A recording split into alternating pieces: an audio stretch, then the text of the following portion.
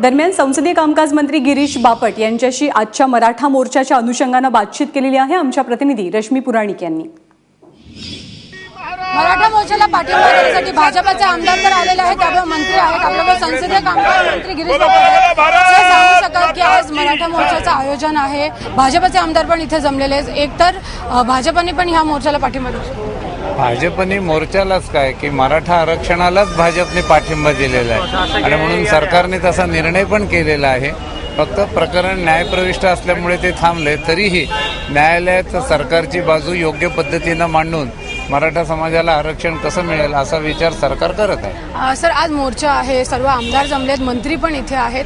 काय एक संदेश देण्याचा ह्यांना प्रयत्न आहे की खरं तर सत्तेत आपण बसले असताना आपण या आंदोलनात सहभागी होतो? असं आहे, आंदोलन हे मराठा समाजाला न्याय मिळवून देण्याकरता आहे। सरकार ही आपली जबाबदारी असं मानतं आणि म्हणून सरकारने याच्या संदर्भात वेगवेगळ्या माध्यमातून विचार करूनच हे आरक्षण जाहीर केलेलं आहे। आता जिथे न्यायालयीन प्रश्न निर्माण होतात तिथे न्यायालयीन लढाई लढावी लागते आणि म्हणून टाटा सोशल ग्रुपला हे काम देऊन धनगर समाजाचं आरक्षण असेल, मराठा समाजाचं आरक्षण असेल, सरकार आपली बाजू न्यायालयात योग्य पद्धतीने मांडेल आणि याच्यातून मार्ग काढेल। सर, मराठा मोर्चाच्या पार्श्वभूमी आज अधिवेशनामध्ये कामकाज कशा पद्धतीने चालणार आहे याबाबत निवेदन करण्यात येणार? कामकाज चालणार आहे, प्रश्नोत्तरं होतील, इंदिराजींचा ठराव आहे आणि मराठा मोर्चाच्या संदर्भात सत्तारूढ पक्षांनी प्रस्ताव दिलेला आहे, त्याच्यावर चर्चा होईल आणि सरकार आपली बाजू माननीय मुख्यमंत्री विधानसभेमध्ये आणि माननीय चंद्रकांतदादा पाटील विधान परिषदेमध्ये सरकारची बाजू मांडतील। सर, आपण काय सांगू शकाल की मोठ्या प्रमाणावर मराठा समाज जो आहे आज मुंबईवर रस्त्यावर आलेला आहे, ह्या मागण्यांबाबत काय सांगाल? कारण भाजपचे मंत्री पण त्यांना पाठिंबा देतात।